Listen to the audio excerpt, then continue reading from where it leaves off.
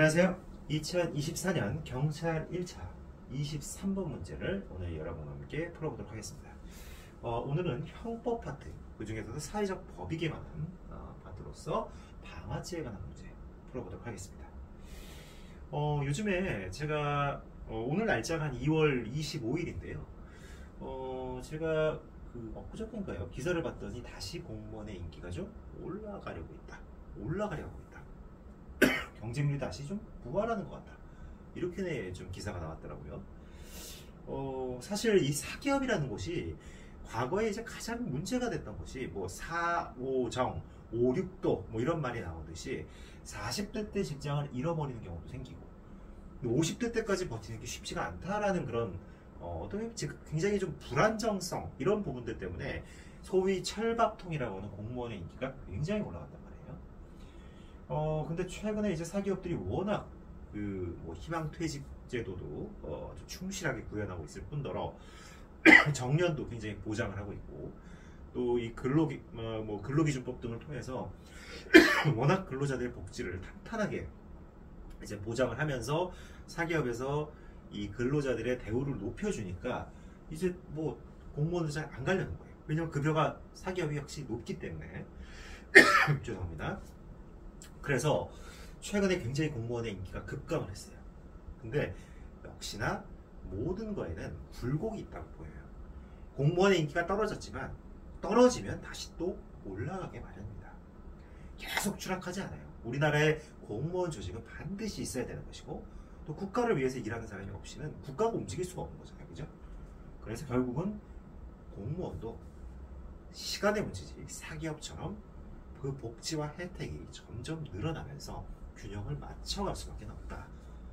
그렇게 될 것이다. 그리고 당연히 국가기관의 근로자이기 때문에 신분 보장은 훨씬 더 셀 수밖에 없습니다. 아시겠죠? 그래서 차별도 당연히 사기업보다는 적을 거고요. 그래서 여러분들 흔들리지 마세요. 여러분들 물론 내가 처음부터 사기업에 갈 거라면 문제가 없지만 여러분들 이미 공무원 시험에 발을 들여놓으셨잖아요. 근데 어떤 기사나 이런 거에 흔들려가지고 난 그냥 사기업 다시 가야 되겠다. 여기 괜히 왔다. 공부 괜히 했네. 이렇게 쉽사리 틀지 마세요. 여러분들. 한번 여러분들이 발을 들여놓고 여러분들이 진중하게 생각해서 결정한 진로라면 여러분들 끝까지 최선을 다해서 가시는 게 그게 여러분들에게 좋은 선택이자 좋은 미래를 보장하는 겁니다. 여러분. 아시겠죠? 외풍에 흔들리지 마세요. 모든 것은 사이클이라는 게 있어요. 근데 이제 반등을 하고 있다는 거예요. 여러분들. 아시겠죠? 그래서 여러분들 너무 걱정하지 마시고 오직 공부에만 집중하고 합격에만 집중하세요. 여러분들. 아시겠죠? 흔들리지 마세요. 뭐 저희 때도 마찬가지예요. 저희 때도 뭐 사법시험이 없어지고 이제 로스쿨이 생긴다라고 하면서 굉장히 많이 좀 우왕좌왕했었을 거예요.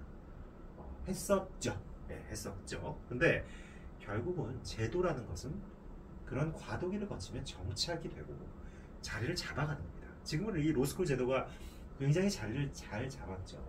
한때는 이 로스쿨 제도가 과연 사법고시를 대체할 수 있을까라는 의구심이 있었지만 지금 굉장히 잘 적응이 돼서 이제는 로스쿨 변호사만 나오고 있잖아요. 그죠? 근데 전혀 우리 법조 어떤 직역에 있어서 또 큰 문제가 발생하거나 국민의 어떤 법률 서비스의 질이 떨어지거나 그런 거 전혀 없잖아요. 그죠?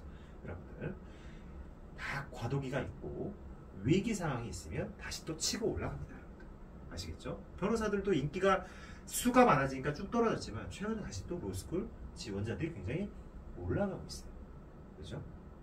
여러분들 너무 외풍에 흔들리지 마세요. 외풍에 흔들리면 그 사람만 손해인 거예요. 공부에 집중하시고 지금 내 상황에 집중하세요. 아시겠죠? 네. 자, 오늘 방화죄 관련된 문제 한번 풀어볼게요. 자, 이 방화죄는 항상 쟁점이 좀 비슷한 것 같아요. 어떤 게 중요한 거냐면 이 현중원정을 방화죄, 그렇죠? 현건. 우리가 흔히 말하는 현중원정을 현건, 그 다음에 타인 소유 일반 물건, 일반 건조물, 타인 소유 일반 건조물 방화죄 이렇게 있죠. 그리고 요렇게가 뭐냐면 추상적 위헌법이에요. 추상적 위헌범이고 미수범 처벌 규정이 있습니다. 미수범 처벌 규정이 있어요. 이게 굉장히 중요해요.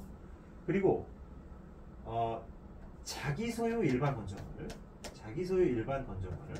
그 다음에 자타불문 일반 물건. 요거는 뭐다? 구체적 위헌범이고 미수범 처벌 규정이 없다. 이렇게 되는 거예요. 따라서 구체적으로 위험이 발생하지 않아 버리면 그냥 무죄가 나오는 게 바로 이쪽 죄예요. 이쪽 죄. 그래서 오늘은 여기에 포인트가 맞춰져 있는 거예요. 아시겠죠? 구체적 위험 발생이 있어야 된다는 거예요. 구체적 위험 발생이 없으면 무죄 이렇게 되는 거예요.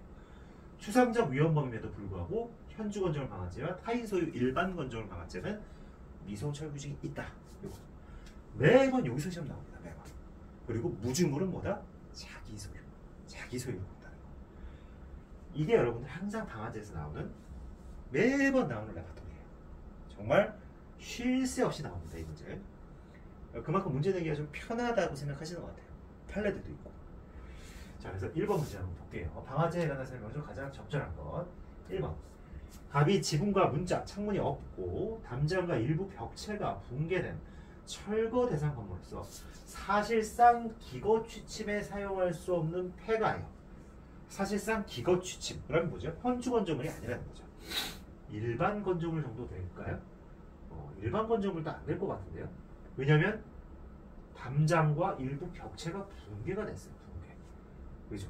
따라서 이거는 현건이라고 보기도 어렵고 일반 건조물이라고 보기도 어려워요.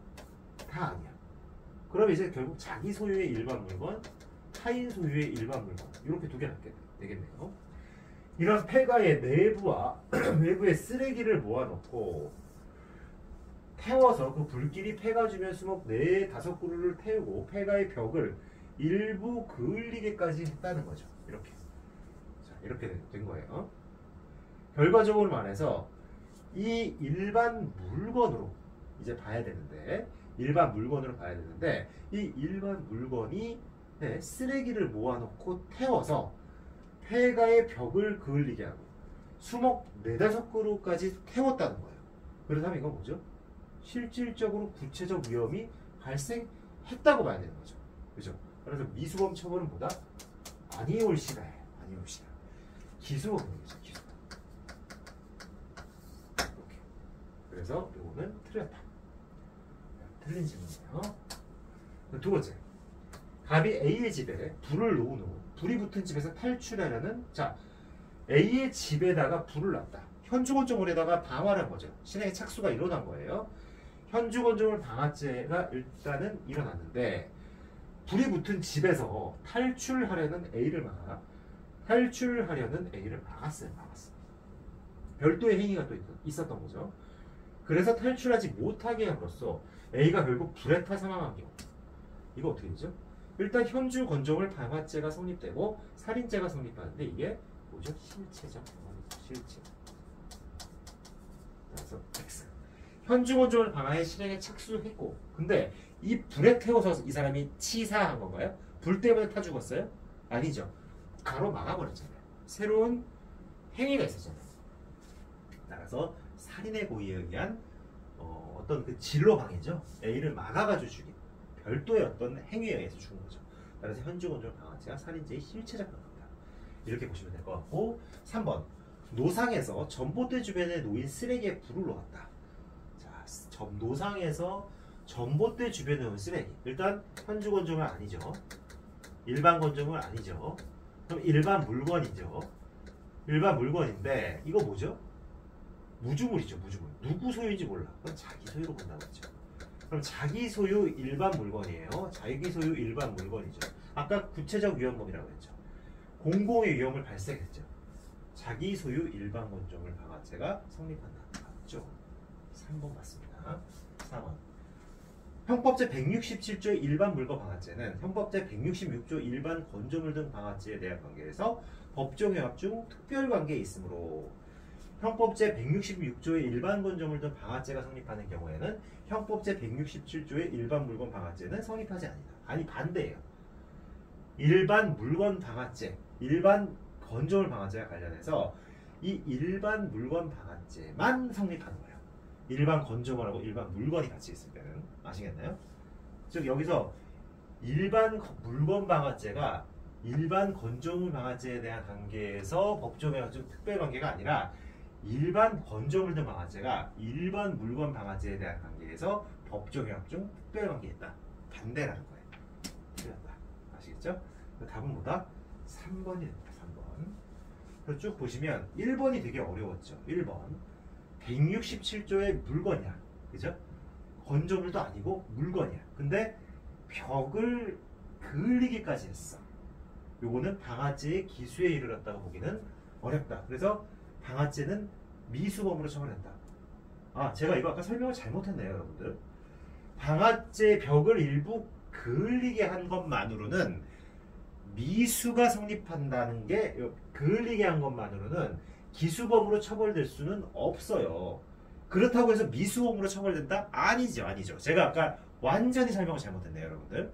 그죠? 제가 여러분들한테 완전히 설명을 잘못했어요. 폐가의 벽을 일부 그을리게 한 경우에 자, 이건 기수범이다. 이렇게 제가 얘기를 했는데 그게 아닙니다, 여러분들. 제가 실수했네요.